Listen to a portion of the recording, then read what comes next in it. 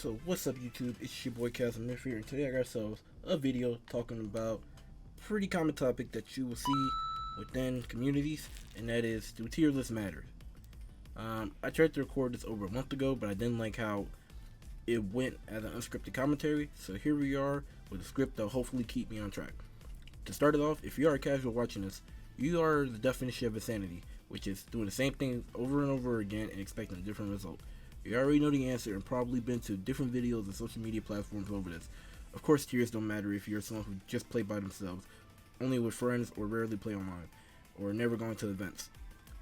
But for those casuals and the rest of us, if you encounter the same character, strategies, etc. online or at events, it's largely due to tiers, whether they are community driven or the thoughts of top players.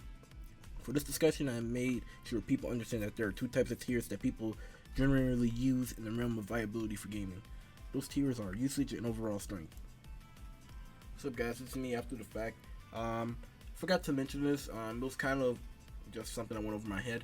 But in the video you hear me give a disclaimer that like tiers, the ones that I'm bringing up don't work for every game or every genre. What I should also mention is that since I am unknowledgeable of all genres, that the examples I provide and what I'm talking about, I don't want to claim that it will work for every game out there. So for example, I don't know too much about MOBAs. I don't know how people feel about tiers in that game genre, but you know, whether I said something that's absolutely right or wrong, just want to put that out there that since there are certain genres I just don't know too much about, I don't feel comfortable, taking ownership or having a strong opinion in those areas of expertise. So yeah, back to the video. They sometimes overlap, but that's inevitable with something finite like a video game, and the roster, the resources, or gameplay options of insert game allows the players to do. That being said, not all tiers work perfectly for every game or every genre, and tiers don't work at all for some games in general. In Fortnite or Apex, for example, they already tell you the strength of weapons in the eyes of the developers based on the rarity you find in the game. While players can debate on if the weapons and items deserve their rarity placement, most players, and I mean 99% of players who aren't trolling, agree that the gold scar is superior than that of the gray AR or even the purple scar. So with those out of the way, let's get into the discussion, and I'll give my final verdict at the end. We'll start with the usage tier list. These are tiers where the viability of, for simplicity's sake, we'll just say characters, are listed. The idea of these tiers are based around how frequently they are being used by people of the community, assuming the community get their hands on the usage percentage for the video game. So for the pros of this ideology, it is based on accounting for players who are within the community and not relegating to a small percentage. To better explain, a game played by tens of thousands to possibly millions will have better data that is a bit more reliable per se than collecting data based on the play of a small portion of the game's community, which would be tournament play. This tier list ideology also gives a more numerical value of how frequently something is used, which is useful data for anyone who may want to understand a meta without just diving in head first. The con to this ideology is that, historically speaking, many community tiers based this way have a glaring flaw. They don't show the success rates of characters, teams, or strategies. For those who don't understand why this is bad, is because there are winners and losers in games. The examples I will provide will mostly be Pokemon based. A Pokemon on Pokemon Showdown may be rated very high, not due to their viability, but because they are a fan favorite. One being Charizard X. It is inferior in terms of overall usability by many people's eyes, as well as compared to other physical dragon type Pokemon. Yet it was rated as OU, which is the highest tier Pokemon can be placed at without being banned. So for anyone analyzing that data when speaking on competitive terms, they can only assume the flaw there is people are using a Pokemon that isn't quote unquote very strong. I put these in quotations because this will be addressed later on. Have their usage numbers tainted by people playing with their favorites and not optimization. So something that could be rated high with this usage, this time a VGC example, such as Dusclops, which is rated number 4 on a Pokélytics site. The data came from Pokemon Showdown's usage. Dusclops is primarily used to set up Trick Room for a doubles team, as overall Pokemon, its usage does not correlate with its actual strength. With Trick Room being a very strong strategy to run in the current meta, and Dusclops being considered the best Trick Room setter to use, its usage is based heavily on a non-head-to-head matchup, as well as not being a very flexible Pokemon to run in the meta. For something like Pokemon with an official meta, VGC, in an unofficial meta created by the community, Smogon, the tiers argument does not correlate at all. Story time. I once told a friend that Mana Buzz is surprisingly good in doubles. At first they were surprised to hear it since it doesn't stand out that much. But my friend, who plays singles solely, thought they understood my reasoning because they stated Mana Buzz was an OU tier, which is not the right mentality. Here's an example of this. Incineroar in Gen 7 was rated as NU, one of the lowest tiers in Showdown. While in 2018 to 2019 VGC, it had nearly 90% usage rate for teams that were reported in tournament play.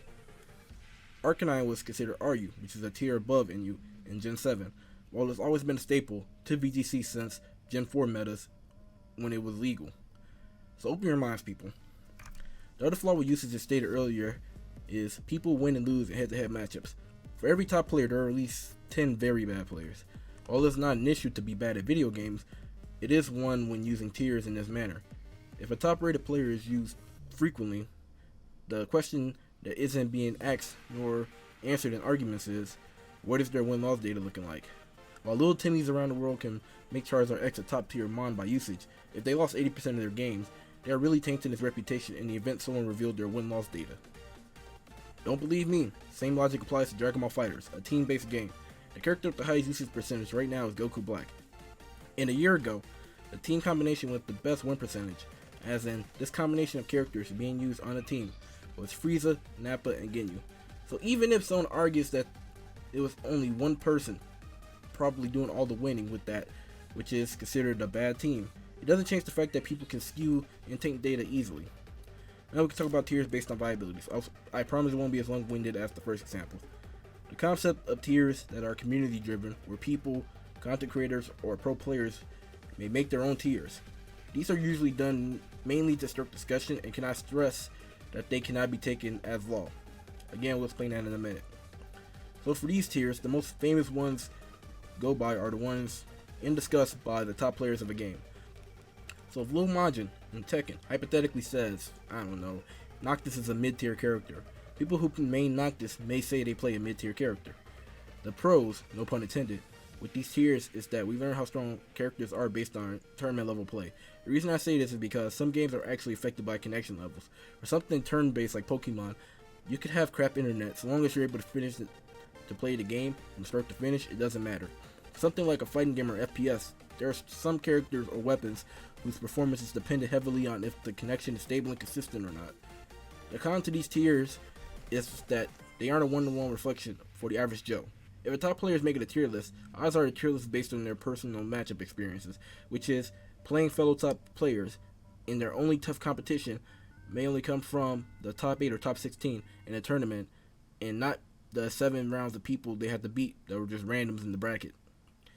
So they may rate a character like Goku Black from previous example as a low to mid character because they have little to no difficulty playing against them.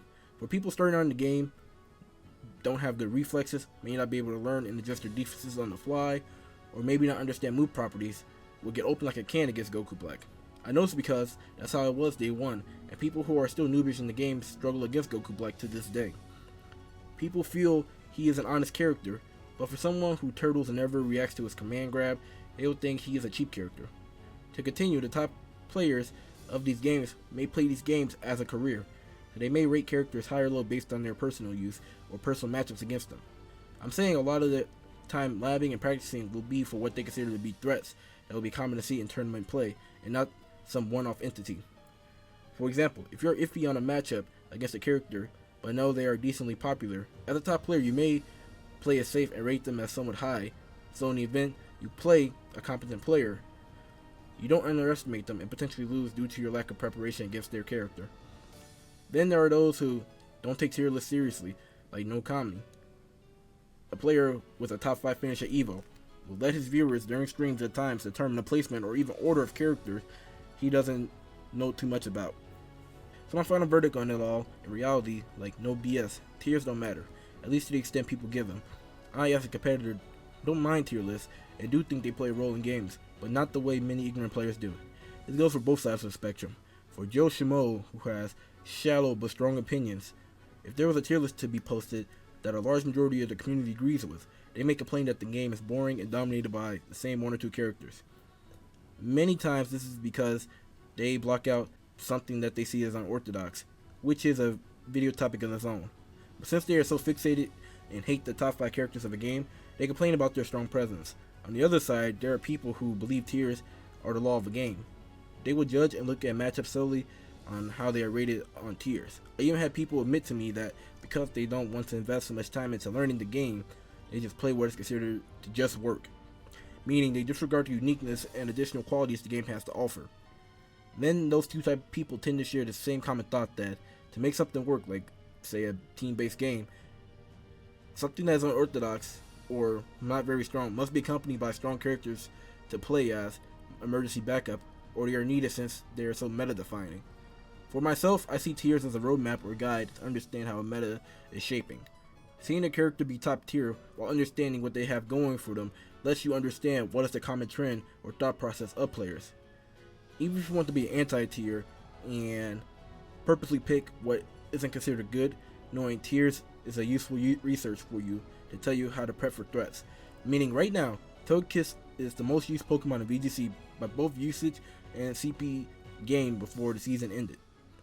If you built a team without thinking of strong, consistent Togekiss counters, you put yourself at a severe disadvantage against the majority of your expected opponents.